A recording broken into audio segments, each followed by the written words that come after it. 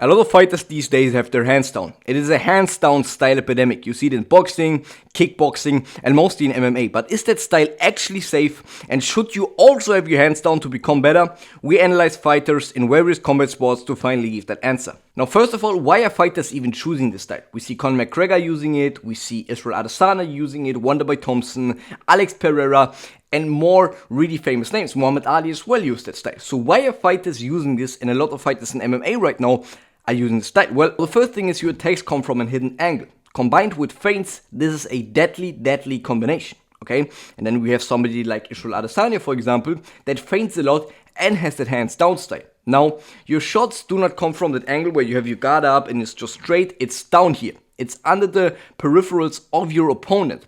So it's harder to see your shots. It's harder to see a jab, it's harder to see a hook. The opponents get a bit more confused and it's a lot harder to read you because of this style, okay? And if you then again use feints, it makes it even harder to read. Again, Israel Adesanya, then it's just a deadly combo again. Now another reason for this would be flow. Hands down gives you more flow in a fight or in sparring. Now you can try that out right now. Stand up, have your hands up, and try moving your head. It's harder. Now have your hands down. You will see that the speed increases a lot more. So that's one reason. Your head movement is a lot faster, which gives you more flow. You're a lot faster on your feet. Okay, you can circle around better, have better footwork. So it gives you a lot more flow, a lot more fluidity. And as well, your shots are a bit harder and have more speed behind them. Because something that Bibble, for example, uses, just having his hands relaxed. You see, this is his style, okay? He's not maybe having his hands completely down, but he's keeping his arms relaxed, okay? A bit down and then just exploding, okay? And we also see that in Soviet boxers. What they drill is having their hands down and trying to explode and punch from that relaxed position, okay? And so hands down gives you a bit more whip, okay? Gives you a bit more whip in your punch and also gives you a bit more speed again and power. And as well for MMA, takedown defense is a lot faster, okay? When you have your hands up here, that's why you do not see that as usual in MMA, just having that high guard because as well, it's not really necessary because you just have those 4-ounce gloves, so that's generally not necessary. That's also another reason. But your hands are lower, and so you can defend takedowns a lot easier than when you have your hands up and you need to bring them down, okay? So that's also another benefit. Now we talked about the pros, okay? You know why people are using this style, you know what the benefits are, but this style is not for all people. There are two necessities, two things that you need to learn and need to have to use this style. If you do not have them, you will get KO'd 100% because this style doesn't work without them. You cannot. There is not one fighter that has success with this that is not using this, okay? You need footwork and head movement. It doesn't work without it. It doesn't work. You see Israel Adesanya using this, good footwork, good head movement. Conor McGregor, good head movement, good footwork. We see Alex Pereira, good head movement, good footwork. All of those people that are using the style have good head movement because you need to use your head movement. Now, one thing how you can beat people with this style is keeping them on the corner, okay?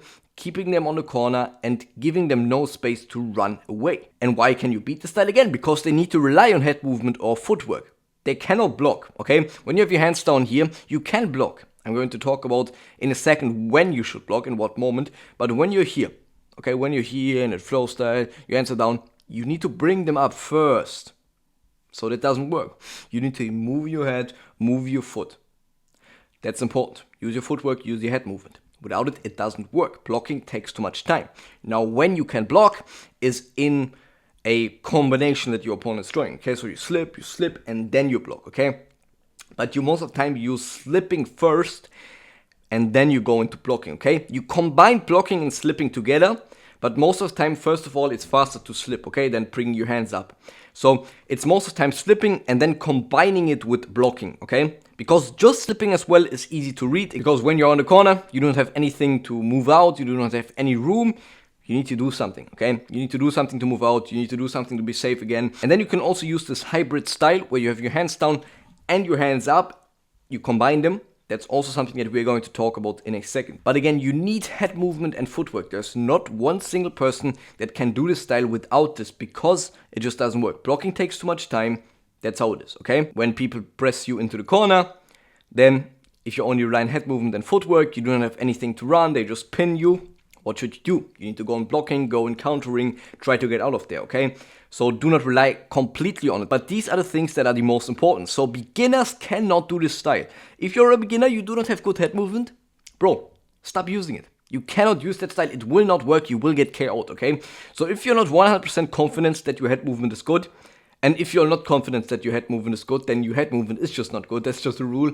If you're not confident, then it is not good because you see when your head movement is good, okay? Now let's look at a few specific fighters that have success with the style and see what they are doing to make it successful and what you need to get success with it. Now, let's first look at Israel Adesanya. Now, he's doing something that not a lot of people can do, okay? And you do not need to do it. But if you can, if you see yourself being able to do this, then 100% do it because you will get a lot of success with this. Now, biomechanically, when we break Israel Adesanya down, he has one ability, and that is to strike from weird angles and from weird positions. We see in the Robert Whittaker fight, where he got knocked out, that Israel Adesanya threw from a back position. He was back, okay? He was back with his whole body, but still punching whilst he's leaning back, okay? And then Robert Whittaker again got knocked out. So this is something that Israel Adesanya is a master at, okay? And you do not see that. Nobody teaches you that. But Israel Adesanya has a lot of success, or had a lot of success, sorry, Israel Adesanya, man. I hope you come back and just knock some people out again, but I do not know. But he had success with this style. And, you know, combined with that, having hands down style is really, really nice. Now, another fighter, Stars on the Fleece. This guy has like 31 fights and I think 29 KO, so 90% KO rate in fusion and so on. Really a master. He also has this hands down style, one of my favorite fighters. By the way, did a breakdown on this channel here. You can watch that. And what he's personally doing is he's, again, not just relying on the hands down, he's also switching to a high guard sometimes, okay? His main style is having your hands a bit lower, being here, but then as well, sometimes switching to that high guard, you know? So not just using the hands down, also going up sometimes in specific moments, again, when you're on the ropes, or when you just see your opponent like rushing forward and you cannot use head movements, maybe too late or something. Then just go to your high guard, okay? When you, maybe sometimes just intuition, but just go into your high guard sometimes and maybe block shots, you know, or parry, combine it together, okay? That's what makes it really, really effective. Now, one guy, and that's where the gold nugget is going to be dropped, is MVP, guys. MVP, Michael Venom Page. This is where you will learn a lot to having a good hands down style. Now, what he's doing is, first of all, he's implementing the pendulum step. So that means he's stepping in, stepping out, stepping in, stepping out the whole time, keeping his range a lot, okay? He does not want to be too near for that style, okay? We see Alex Pereira being a bit like really pressuring, being near, but he's sometimes keeping his range, okay? Really stepping in, stepping out, keeping his range to not get hit with his hands down, as well having good head movement. But what he's most of the time doing is he's stepping in, attacking, stepping out, and when somebody moves in, he's attacking them, countering them whilst they're moving in. Guys, counters with this style are again a deadly combo. When you have that hands down style and you implement counters into it, this will make it a lot more effective. Because you use your head movement, then also combine counters with that head movement, okay? Combine them. That's just the most effective. You're really fast, your counters will be fast. And so again, we see him stepping in, attacking, moving out. And whilst they're wanting to close the distance again, because he moved out, he's just attacking them.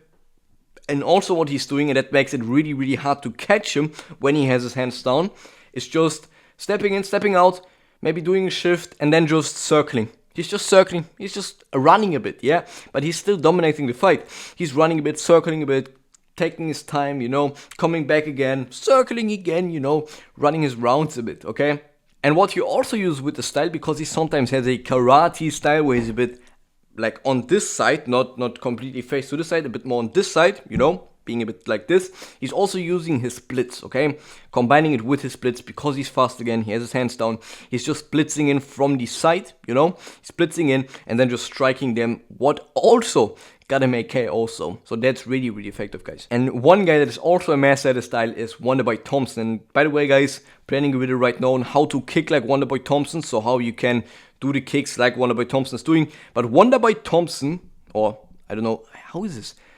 Thompson, I don't know how his surname is, but Thompson, guys, what he's using is he's combining it with his karate style, and because he has that fluidity again, because of the style, he's a bit faster, he's just pairing it up with those kicks, and he's just really being here, and then the next second he's kicking you, but really, really fast. His kicks are just a lot faster because of this style. He's just, bam, going in, you know?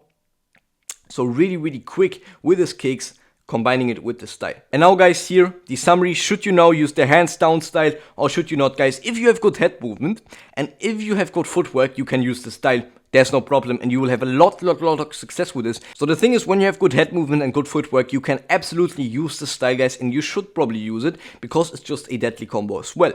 Now, if you do not feel that your footwork or your head movement is good enough, then bro, don't use it, you will get knocked out. I just say, when you miss one shot, you have your hands down here, you miss one shot, you want to block, it doesn't work. You need to have good head movement and good footwork to use this style. If you do not have that, and if you are not confident enough to have that, then you cannot do this style, because these are just the two things you need to have, okay, to fight in this style. So I see you back here soon for another video.